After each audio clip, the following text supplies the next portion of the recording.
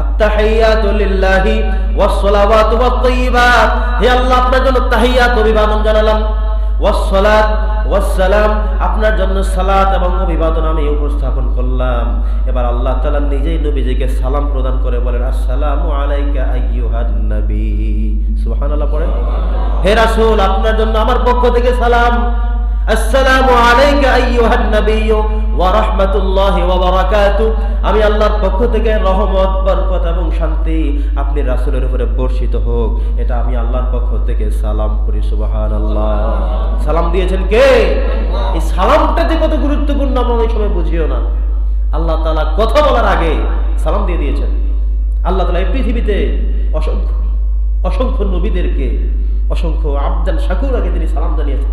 সালামুন আলা মূসা ওয়া হারুন জানিয়েছেন না? সালামুন আলা ইয়াসিন, সালামুন কাওলাম মির রাব্বির রহিম। এভাবে করে করে আল্লাহ তাআলা অসংখ্য নবী এবং রাসূলদের কাজে সন্তুষ্ট হয়ে আল্লাহ তাআলা নিজেই সালাম দিয়েছেন। সুবহানাল্লাহ। নবীজি বলেছেন, আসসালামু ক্বাবলাল কালাম, সবার আগে সালাম। একজন মুসলিমের সবচেয়ে ভদ্রতা হলো সালাম, সবচেয়ে ভদ্রতার প্রথম কাজ হলো সালাম। আপনি একটা মজলিসের মধ্যে ঢুকবেন, দিয়ে ফেলেন সালাম, বের হবেন, দিয়ে ফেলেন সালাম। একজন মানুষের সাথে সাক্ষাৎ হলো, দেন সালাম, কারণ সালামটা পৃথিবীর কারো তৈরিকৃত না, সালামটা স্বয়ং আল্লাহ তাআলার ব্যবহার। সুবহানাল্লাহ।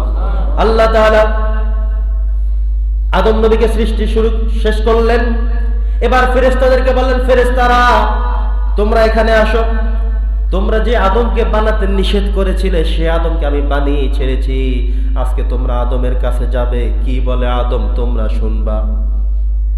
আদম নবীকে আল্লাহ শিখিয়ে দিয়েছেন। আল্লাহ তাআলা বললেন, যখন ফেরেশতারা আপনার সামনে আসবে আপনি বলবেন, আসসালামু আলাইকুম ওয়া রাহমাতুল্লাহ। সুবহানাল্লাহ পড়েন। হে আদম আপনার কাছে ফেরেশতারা সবাই দেখতে আসবে যে মানুষটা কেমন দেখতে, কেমন দেখা যায়।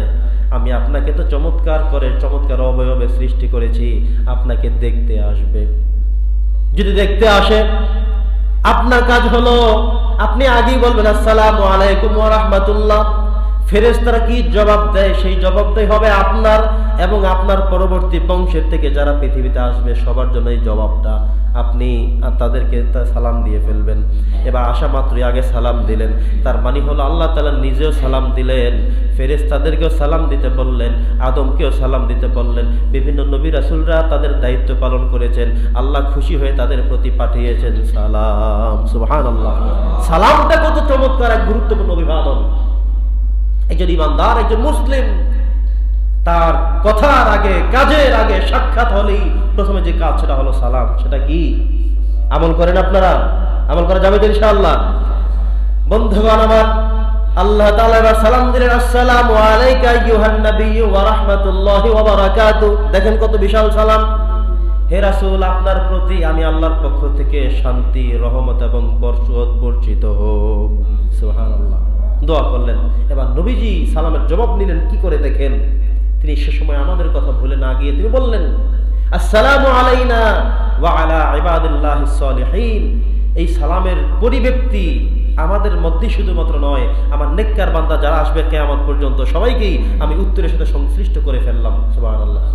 আসসালামু আলাইনা ওয়া আলা ইবাদিল্লাহিস সালিহিন। সালিহিন মানে আপনারা, আমরা, আমাদের মধ্যে যারা নেককার তাদেরকে উদ্দেশ্য করে বলেছেন, সবার জন্য সালাম।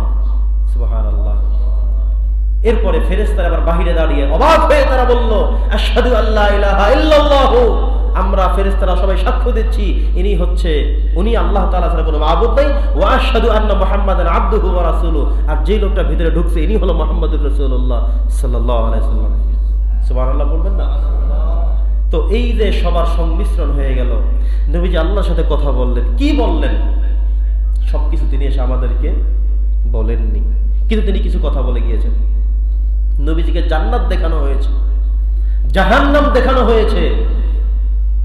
পৃথিবীর আদি থেকে অন্ত, মিনাল বিদায়া ইলান নিহায়া, কি ঘটেছে এবং কি ঘটবে, জান্নাত কাদের জন্য বরাদ্দ এবং জাহান্নাম কাদের জন্য অবধারিত, কোন রাস্তায় চললে মিলবে জান্নাত, কোন দিকে চললে হয়ে যাবে জাহান্নামী, এগুলো আল্লাহ সব দেখালেন।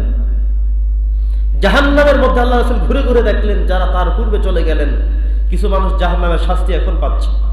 নবীজি বলেন, এই লোকটা এমন কেন, বিশাল এক পেট কেন, এই লোকের অবস্থা এমন কেন। কিছু লোক তার জিহ্বা আগুনের কাছে দিয়ে কাটছে। কিছু লোক তার হাত নিজের দাঁত দিয়ে কামড়াচ্ছে, রক্তাক্ত করছে। কিছু লোকের পেট ঘরের মতো বিশাল বিস্তৃত। কিছু লোক নিজের মাথা ওয়ালের সাথে টাকাচ্ছে। নবীজি সবগুলোর ব্যাখ্যা জানলেন, হাদিসের মধ্যে উল্লেখ করলেন। এক একজন এক এক অপরাধের কারণে এক এক শ্রেণীর এক এক প্রকারের শাস্তি তারা পাচ্ছে। সম্মানিত সুধী, এগুলো জাহান্নামের আলোচনার মধ্যে আমরা শুনবো ইনশাআল্লাহ, জান্নাতের আলোচনার মধ্যে সেখান থেকে শুনবো। তবে নবীজি সবকিছু দেখে আসলেন। নবীজিকে একটা উপহার শুধুমাত্র আল্লাহ দিলেন আমাদের জন্য। সেটা কি বলেন আপনারা? নামাজ। কি দিয়েছেন? ভুলে গেলেন নাকি? কি দিয়েছেন? নামাজ দিয়েছেন। এই লাইলাতুল মিরাজে আল্লাহ সুবহানাহু ওয়া তাআলা নামাজ দিয়ে দিয়েছেন যে যান, আপনার উম্মতদের একটা হাদিয়া হিসেবে আমি দিয়ে দিলাম আপনার কাছে। আপনি বলে দিবেন, আপনি যেভাবে আমার সাথে সাক্ষাৎ করতে পেরেছেন, আপনার উম্মতরা নামাজ পড়ার মধ্য দিয়ে আমি আল্লাহ তাআলার দিদার নসিব করতে পারবো। সুবহানাল্লাহ। আসসালাতু মিরাজুল মুমিনিন, মুমিনদের মেরাজ মানে আল্লাহর সাথে সাক্ষাৎ হবে নামাজের মাধ্যমে। কিসের মাধ্যমে? নামাজের মাধ্যমে। একজন ইমামদার তিনি যখন সালাত আদায় করেন মনে করতে হবে কাআন্নাকা তারাহু, যেন আল্লাহকে আপনি দেখছেন। ফাইন লাম তাকুন তারাহু ফাইন্নাহু ইয়ারাক, এটা অনুভব করতে না পারলে আল্লাহ যে আপনার দিকে তাকিয়ে আছেন, দেখছেন, এই বিশ্বাস অন্তঃকরণে লালন করতে হবে।